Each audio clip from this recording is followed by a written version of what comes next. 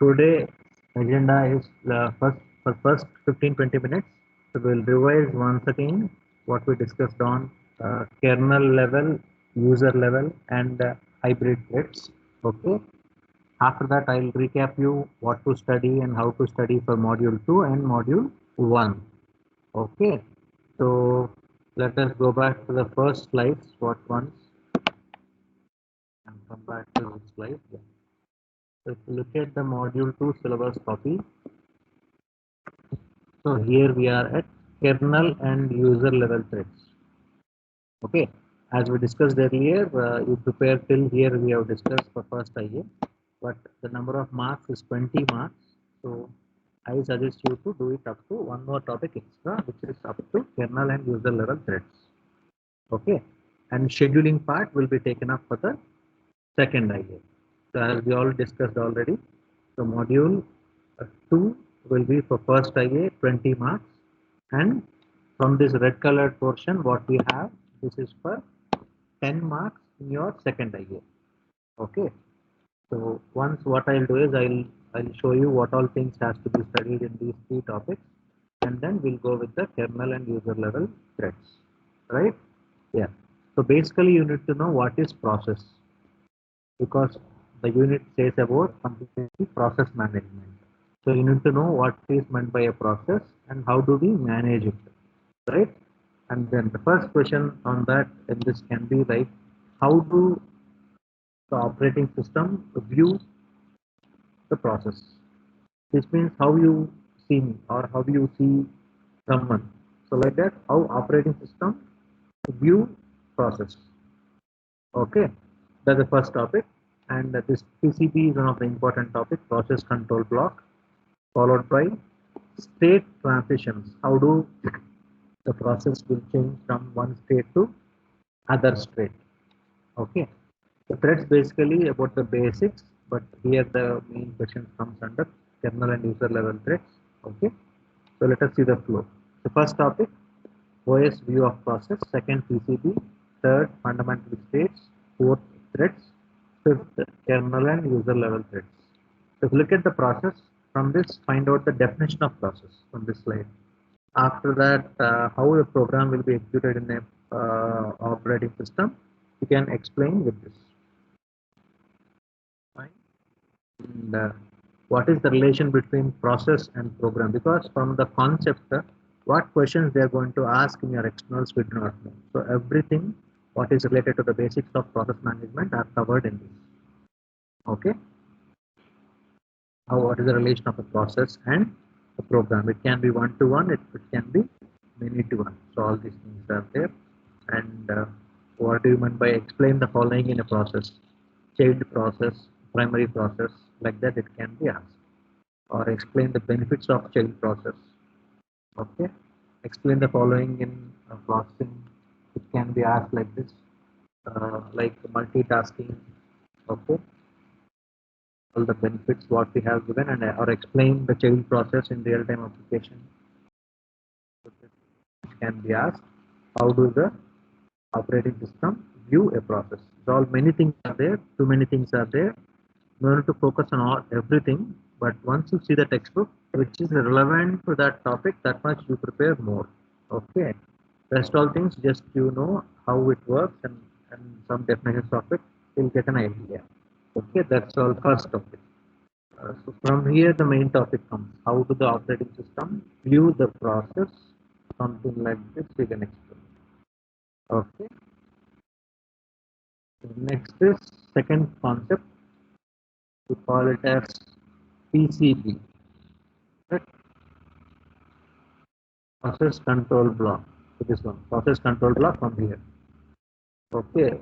The rest all what we discussed is our introduction part. So from that, whichever is relevant for you for the first topic, OS view of process, that much you go through. Okay. Is that clear? Next. Next is what? Process control block. So the series process control block. Process context also is there. That no need to focus too much on. You focus on this diagram. Process control block. How do the process is being controlled? what all things are there inside that. We have process ID, process state, general purpose register and its contents, okay, program counter value. Along with all these things, we also have the context. So this is the process context, which means inside the process we have code space, data space, stack memory or stack space. Along with that, we have the information about memory, resources, and files. So those things you can focus more on. Okay, that we can explain. That becomes your what process control block. So process context slightly you can emphasize, but more focus you should maintain on process control block. It is specific about which you are writing.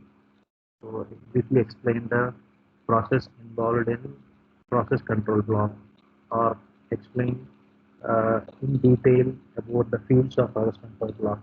So this much is good enough for you to understand and write what is happening in process control block. And finally, what are the interactions in process control block? Something like this can be asked for 5 marks question for your external examinations. Okay. So the second topic. The next is state transitions. You can see here. Okay, here you can see these are the 4 fundamental states like block state, ready state, running, and terminated. So explanation of that can be given from this one diagram was there here, right? This diagram. If you remove these 2 blocks, that becomes your process control block. So this diagram is not visible one second.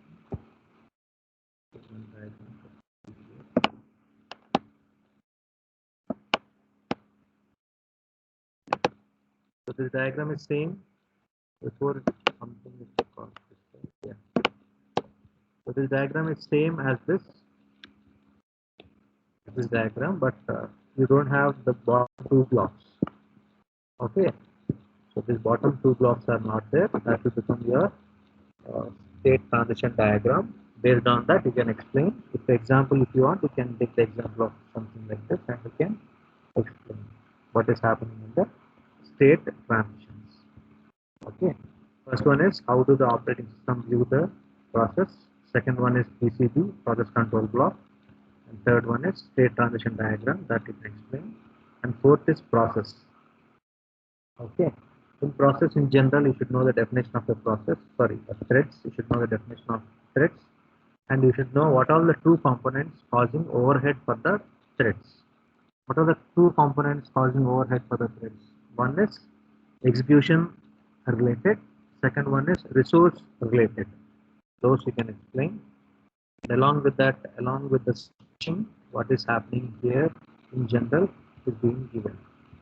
Okay. And along with that thread, we have something called thread control block, which is called TCB. Okay. Along with the TCB, we have something called TCB, which is thread control block. So inside the process, we can see these are the threads. Okay. A thread is a sub portion of the process. Let us say complete process is superset yes. In that the thread fine. So what we understood from these threads, along with the process control block, we also have thread control blocks. Along with the process, we have the context of process. The context of process is same what we have seen previously. It will have code, data, stack. Along with it, we have memory, resource, and file information. All the information is being embedded inside this. Now, what else we have to see? What is the advantage of using threads over process? So this can be a probable 5 marks question for your explanation. Yeah, right. Now, moving on to this today's concept. So, these threads can be of 3 different types, which are based on kernel level, user level, and hybrid level. So, kernel level means what? Only the threads which are managed by the kernel are called kernel level threads. The kernel is going to take care of everything. Okay. And what about these user level threads? In user level threads, the thread library is going to take care, not the kernel. The thread library is will be taken care. The thread library will get the information, everything from the kernel initially through the process or through the process control block. Okay, but later on it will take care by itself by help of thread library. And hybrid threads, it will have a combination of both kernel level and user level. Both of them, it will have the combination. Okay. So next is, so let us see now what is happening with the kernel level threads. As we have seen earlier, yeah, as we can see earlier, what we have seen, kernel level threads you can see here. So this is one process, Pi, and second process is Pj. Okay. So when you are trying to schedule the kernel level threads, okay, we have both the things involved. One is TCP and the other one is TCB. TCP meant for process control block and TCP meant for thread control block. Okay, so try to understand this kernel level thread, what is happening in kernel level thread. So as we know, three types of threads are there: kernel level threads, user level threads, and hybrid level threads. In this kernel level threads, the kernel is going to be created. Okay, the kernel level threads. The kernel level thread is created by the kernel. Who is going to create this thread? Kernel is going to create the thread. Okay, how they are created? Based on system call. The creation of this thread or the termination of this kernel level threads, okay, will be performed through a system call. Based on system call, it will be doing it. Now, what is the working of this? How it works? Okay, so let us assume a process. The process will create a thread through system call. Till then, we understood. So the process makes it and creates a thread system call. And now after creating a thread, what the kernel will do is it will assign an ID for it. Like how we have Aadhaar card or PAN card or whatever ID card what we have with unique ID number. Like same process will be done for process also. When a process was created, okay, a default ID will be given. Similarly, the thread is created and assigned with an ID. It will be allocated with an ID. So this ID will be along with the ID, it will allocate the thread control block. Okay, it's very simple to understand. If someone has joined newly in the first year, already some 30 students are there. If some two more students have joined, immediately they'll allocate one roll number or let us say unique ID number, USN number they'll allocate, and they'll allocate the classroom where to sit. It can be a section, B section, or C section like that. Something like that here also. For a thread, the kernel will assign the ID and it will allocate the thread control block. That is the first step what it will do. After allocating that, what it will happen? The thread control block it will contain a pointer to PCB. You can see the diagram, everything was given clearly from this. So once a thread is created, the thread is assigned an ID. After that, the thread is allocated to the corresponding thread control block. You can see the thread control block here. This bottom blocks are thread control blocks. After thread control block is assigned, correspondingly it is mapped with a corresponding process control block. Allocated for a process control block. Now, when some event occurs, the kernel is going to save the CPU state of the interrupted thread in its TCP. So which means whenever you got an interrupt or let us say an event, okay, the corresponding CPU states and the resource state, everything, all the information of the corresponding thread will be stored in the thread control block before it executes the corresponding event. Event can be sometimes an interrupt or event can be sometimes a part or subroutine part or it can be anything. Okay. Now once after handling this event, what it will do, the scheduler will consider the state of the TCP and it will move from block state to ready state. Okay. So this is also being done with the help of PCB pointer, which is pointing from the TCB to PCB, right? And make sure that whether this corresponding thread belongs to the corresponding TCB or not. Because when you got an event, sometimes the same thread may function or some other thread may be mapped. We do not know. So it is going to cross check that and it proves. Okay. And further, it is going to save the context of the process to which it is interrupted, and the thread belongs to it, and load the context of the process to the selected thread. So as what we are trying to do is now we got an event.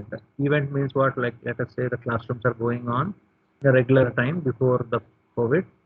So you have a break time. You'll go out and you'll come back and sit your corresponding classes. And before you go into the class, you'll make sure that you go to your class. Or else sometimes what happen, you will be roaming here and there in first floor and second floor. Sometimes you get confused and you'll go and sit in the corner room. The corner room can be 201 or 301. Okay. So similar to that, so this PCB and PCB will cross check. Once it is fine, it will save the content and it will continue with the execution of that. So that's what will happen for the working. Advantage of this kernel level thread is what? Advantage is what? You have smaller amount of state information. It has smaller amount of state information, which means it does not have too much information. It has very little information. Okay. And second thing is it will achieve parallelism. We can able to do things parallelly. Parallelism we can achieve. Third thing is we can able to get better computational speed. Better computational speed. The first thing is what? It can have small amount of state information. It can achieve parallelism. It can provide better speed. The drawback is what? The kernel is going to do everything. We'll have some overhead on the kernel while handling the things. So that becomes the drawback of this kernel level threads. Okay, so that's about the kernel level threads. So you can see much more in detail in the textbooks. Already the textbook soft copy is shared to you. Hopefully you all have the textbook soft copy, right? So you can refer that, and once you read it with the textbook, it will be good for you to understand. Okay, we'll go for the next part, user level threads. See, very simple thing is, in case of kernel level threads, kernel is going to take care of everything. In user level threads, the kernel is not going to take care. Then who is going to take care? Something called thread library will take care. That's the basic difference of these two. Okay. In case of user level threads, the implementation is carried out by which one? By a thread library. By a thread library. Okay. Next. So kernel is not aware of presence of user level threads. The kernel does not know about the presence of the user level threads, whether it is there or it is not there, it is active, inactive, the kernel does not know.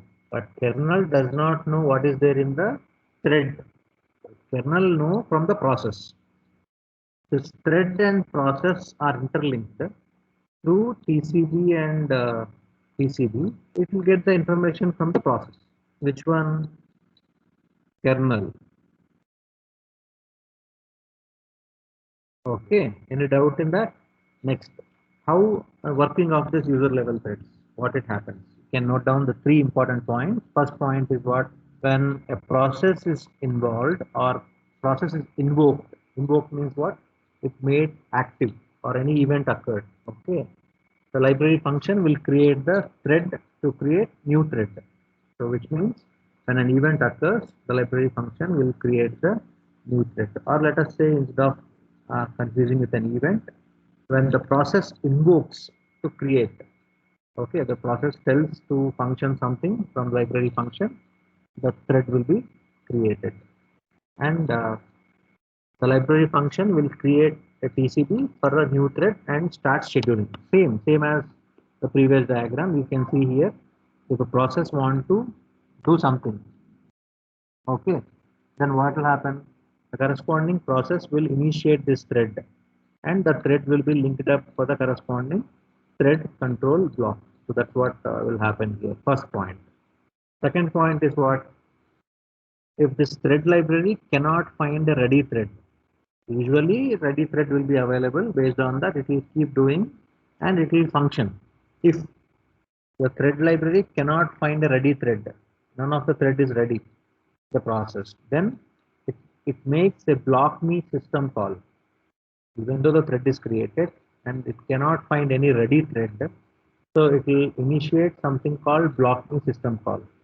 So the kernel will block the process now because the thread is not ready to be functioned and the thread is created. So there is some ambiguity in the data mismatch. So the kernel will block the process now from the information based on thread library content. That is second point.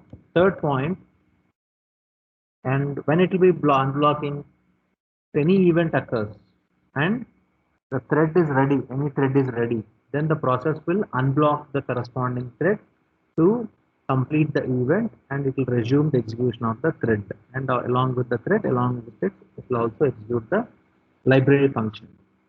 Then it can perform the scheduling and switching to execute newly activated thread. That's how it goes on with the user level threads.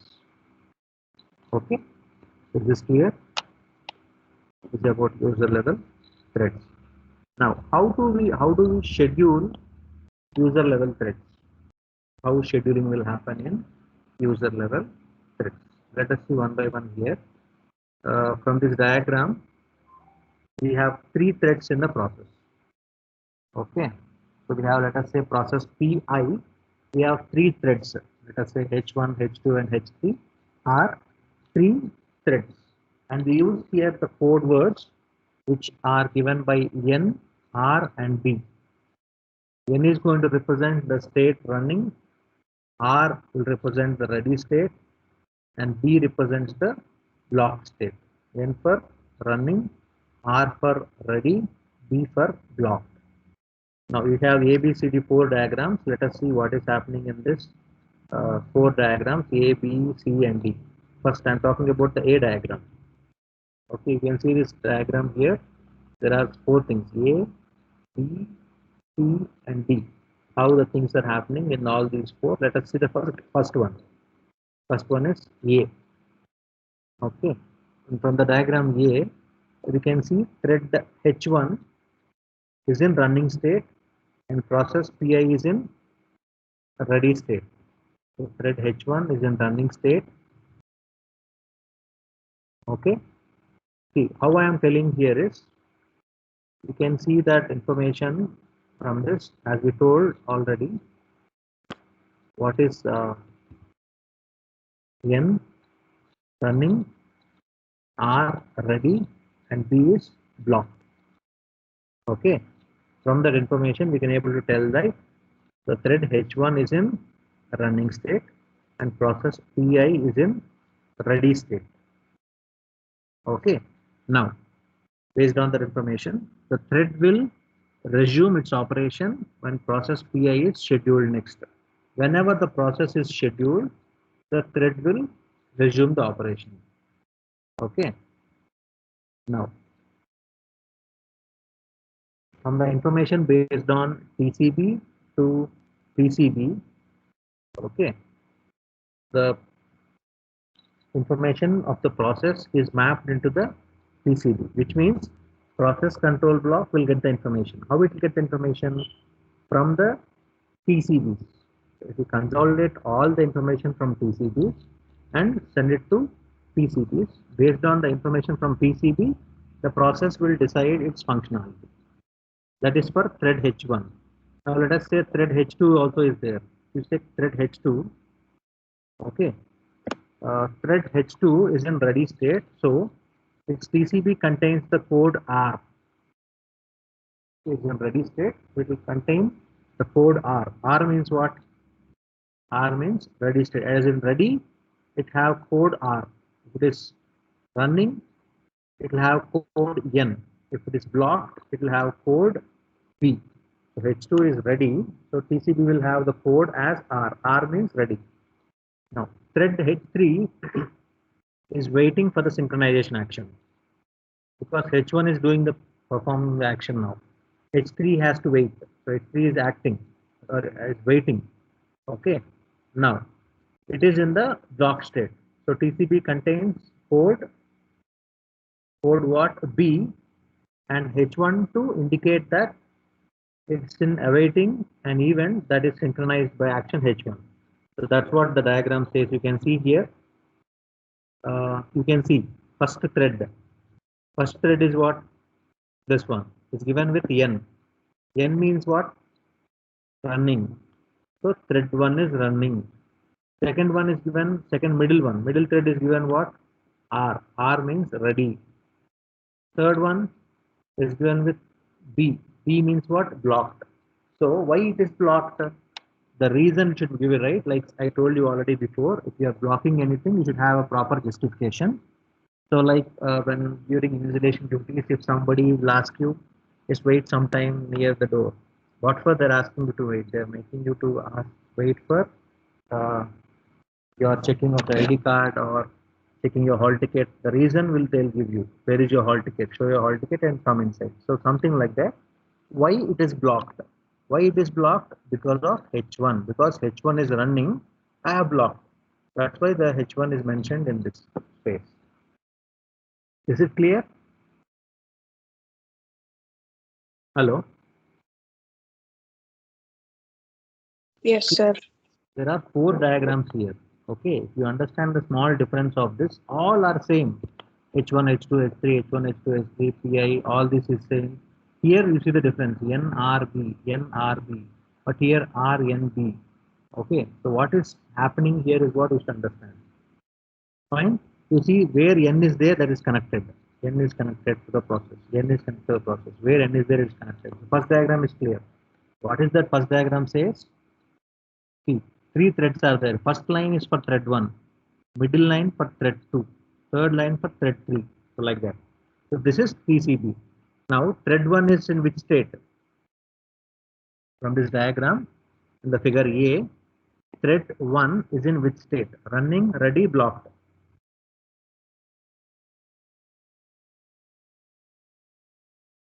N means what? You can see this here. N means what? R means what? B means what? Here N is given for thread 1. What is N? N means what? Running, ready or blocked? Can someone say the answer?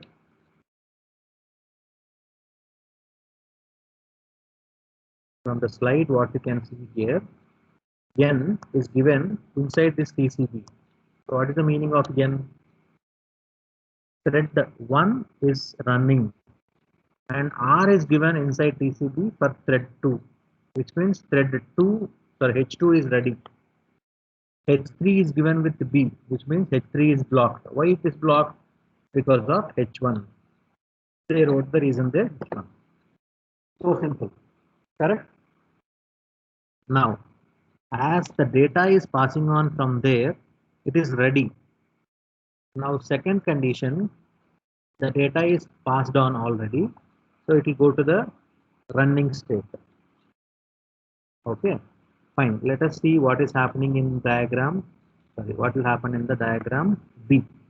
First diagram is done. Second diagram, which will show the situation when the kernel dispatches process PI and changes its state to running. Okay, the kernel is going to dispatch the information of PI and then it will change the state to running. Before it is ready state, now it is changed to running state. So whenever the thread H1 was scheduled, okay, it will have the request on the interrupt. Whenever the thread H1 is scheduled, it will have requested the information after a small interval of time. So it will take some time, right? I'll repeat again. Whenever we have a thread H1, when it is scheduled, okay, it would have requested on interrupt after a small interval of time. Let us say I told someone like, let us say someone, yeah, Anjali, please respond, unmute your mic, I have told. Will it take some time for Anjali to unmute her mic? Akshata, please respond. Annapurna, please talk. Like that, I am trying to say, for example, it will take some time for them to unmute their mic and talk. Similarly, similarly here, when thread H1 is scheduled, okay, and it will take some small interval of time to respond. When the time interval is over, it gets the control through the kernel based on the time limit, let us say 10 seconds or 5 milliseconds. After that, it will get the update from the kernel. Okay, and then it will preempt H1. So whether we can stop it or we can run it, it will decide. We can stop it, it will stop. We can run, we can run. Whatever action has to be done based on the state of CPU. Okay, we can schedule the next schedule H2. H1 is over now. H1 is completed, which means H1 is in N only. It is going to running state, correct? But we should ask, sir, H1 is completed. Now we should change the block from running to ready. So that's why it is taking some time to complete it based on the CPU states, because it is ready, right? It has to check for the CPU condition, resource condition, all the overheads it will have. It has to switch over the TCB from N from here to here. So it is taking some time. It is not changed here, but parallelly the process is going to run for thread 1. So it is completed. And you move on to next diagram, third diagram. What is happening here in third diagram? Okay, the state ports in the TCP of H1 and H2 will be changed. As there is some delay there in previously, it has not changed. Now it will be changed because H1 is completed already. Now we have to change H2 as what? Change H2 as N, because H2 has to run now. So H2 will go to ready state R, as well as still this B is getting blocked because of H1. So we wrote because of H1 only, it is getting blocked as of now, because the information update has not got, as thread H2 is running, it didn't got, it has blocked that time because of H1. Okay, next. Finally, last D diagram, the kernel will change the state of the process to blocked, and note that it is blocked due to the IO operation on the device D2 as shown here. So what information we have here based on the why it is blocked, it got blocked for various reasons. And why it has got blocked, why is that they mentioned there? You can see there what is that they mentioned. So this is running. N means running, it should come, or it should come to ready state. But it came here as blocked state. Why it has blocked? Because of some process D2, some information is missing out because of resource or because of the input output resource, whatever, it got blocked. So this how this will execute the user level thread. So you need to explain all these 4 diagrams A, B, C, D in detail for the user level thread scheduling part. Okay. Similarly, you can check this one. So thread hybrid thread model. There are 4 different hybrid thread models. Okay, which is many to one, one to one, and many to many. So you can see the connections. Many of the TCPs are connected to them. Here one to one it is connected. Here many to many. So one to one is this. Here many to many. Many of them are connected to many of them. So this is how the hybrid thread models are connected. But in the syllabus they mentioned only the kernel and user level threads. So no need to worry too much about the hybrid thread model. Just we can briefly go through it. So that we know. So finally, to take some example of an operating system in Solarisys, let us take an example of Unix operating system. Okay, so Unix based operating system. So we have original kernel level threads we have, and user level threads we have, and hybrid level threads also we have. In that operating system, we have all these three types of threads: user level, kernel level, and hybrid. Okay, all the threads are available in this operating system. So further in the next class, we will talk about scheduling part. Okay, so till here you study for your first internals, which includes OS view of process, PCB, fundamental state transitions of process, threads, kernel, and user level threads. Okay, from scheduling we will see for the next time. In the next class, one topic I will deal with the scheduling part. After that, we'll have a revision on first and second modules, whichever topics you want. Okay. So second module, any doubts you have, you let me know.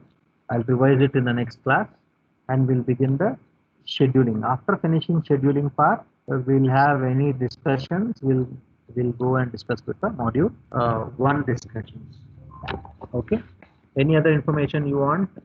And so further any updates what will be done in the separate channel operating systems channel I have created or team I have created.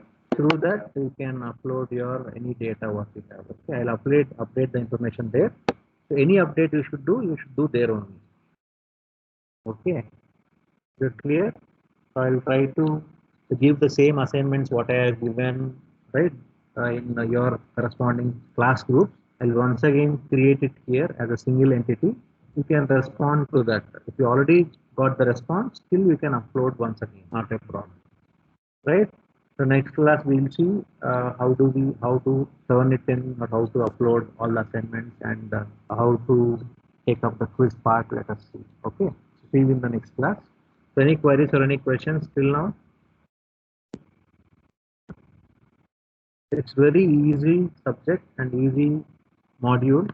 The only thing is you need to have the content with you. So take the textbook and see where exactly to prepare, how to prepare, start studying from now because it's somewhat theory type it is. Correct? But you have some conceptual parts are there, no problem. So what you do is you take the textbook and start preparing from that. Already you all got the textbooks? If you not purchased it, at least soft copy have you downloaded? Hello? Yes, sir. Soft copy you downloaded, right? So you just go through the textbook. Any doubts are there, what I'll do is I can help you out which all concepts to prepare from which one. You can note down that and you can easily prepare from it. So today what you can do is today and tomorrow, okay, you prepare completely module 2, which is hardly 4 to 5 concepts. You prepare that much and 2 days you can finish stuff. And module 1 slowly I will revise it along with that you can prepare. Okay, it's very easy. You go through it. Any doubt, any point of time, please bring it to me. Okay. Fine.